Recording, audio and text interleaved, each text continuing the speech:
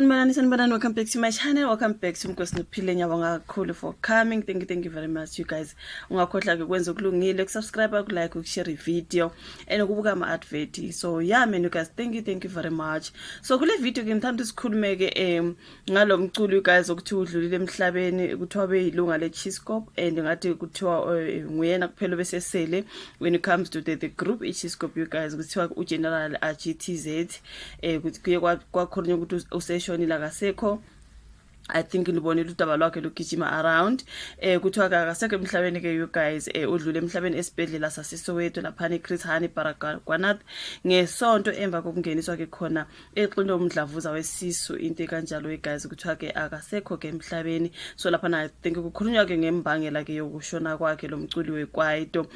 So kuthiwa kunevesi lakhe lapha nade vamise ukulisho you guys ngizolifunda ngazi kuthiwa uGeneral mfethu ungangithathi njenge criminal mfethu nalabantwana bayazi ngiphathe animal mfethu woza sizodla imali mfethu except big boy yakusiya yilo kivese belisho usiphiwe ke lapha no guys.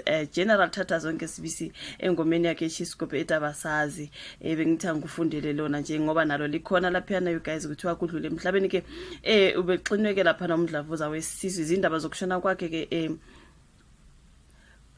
sorry izindaba zokushona ke waleli lungu bese lisele lodwa vo kwiChiscope waziqiniseke lapha na umndeni wakhe ku statement ke esatshalo sizinkundleni zokuxhumana. So ngokusho ke le statement uGeneral GTZ uhambe emhlabeni eseqala ukukhombisa izimpawu zokululama ngemva kokuhlinzwa kulesi sibhedlela muva nje you guys shuthi kwenze into njenge operation.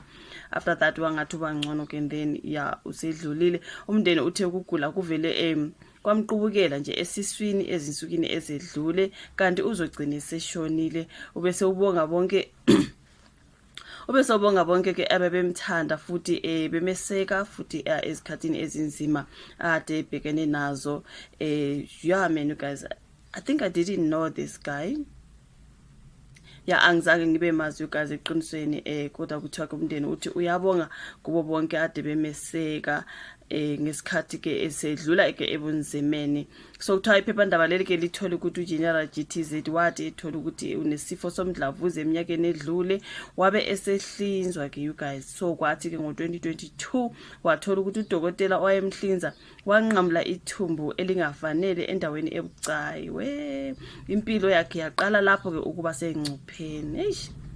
Sibona ke indaba zama operation ukuhlala ke nokungaphili ke kumphoqe ukuba angakwazi ukuziphilisa ngomculo nokwenziwa ngabe sakwazi ukuhlangabezana nezindleko zokwelashwa.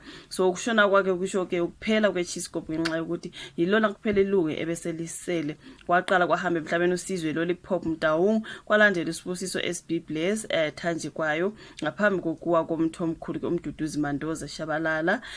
Manje ke lezi zinsizwa zazakhela udumo kusukela ngeminyaka kayo 1919 ngamanona ngasoze abuna ayithi abantwana umuntu omnyama abasazi akusheshi wololo choice is yours nelithi ke sifuna abantwana something like that. If you've been following them I'm sure uyawazi ke lawo maculo ke uGeneral GTZ owayenza ama brick fall namathambla akadumanga kule qembu kuphela kodwa wabamba elikhulu iqhaza laphana nasezingomeni zikaMandoza ezifana nethi uzoyithola kanjani hlele khoneni. So iphimbo lika General GTZ ke uyalizwa kule ngoma ethi ukhala nga something while isigubhu is a pumping uphethi sinkwa sabantwana something like that. Kulukhuni ukuba indoda uguluva yeclever njivane naye ushise izikhotha ke laphana ngeyakhe ethi Soldier Lami egcina ukukhuluma ke no DJ Sbu wathi uphezu kweqoplando something like that elikhuluma ngempilo yakhe futhi enesifiso sokwenza imuseum enomlando wezihlabani zaseZola. So umufi ulandele ke ezithendeni zoka makadebona bakuleli okubalwa kubo ke uDarlington Michaels uPhilani umfundisi uNtshebe Mabanga uSilo Mutaung Mapaputsi uJessica Mbangeni uThabiso Sikwana Zanele Mbokazi Khonichume uMphosi Beng Thimi Khwebulana Peter Mashata Mabuse ulizoqala umalume Vector obedabuka eLesotho nabanye siyazi ukuthi badlule emhlabeni laba balwa inkosi yami kuthiwa ke naye usedlulile ngoba bonke laba balwa nje bahambe you guys emva kwesikhashana esincane ngokunjalo belandela umntwana kushaya isikhathi sokushicilela ke ingakaveli imininingwane yezinhlelo zenkonzo isikhumbuzo somncwabo lapha guys ayikwazi kwakubi yebo ngibonile kuthiwa ke akasekho emhlabeni obeyilungele Chiscope kukhulunywa futhi nokuthi nguyena yedwa besesele sebadlula abanye including koma you guys so ke kukhulunywa ke ngembangela yokushona kwakhe lapha kuyashiwo ukuthi wagula ke ukaze ephethwe isisu washo ukuthi operation kudokotela wayenza wrong wanqamula ke ithumbe elirong lapha ever since ke ukunqanyulwa kwalelo thumbe elirong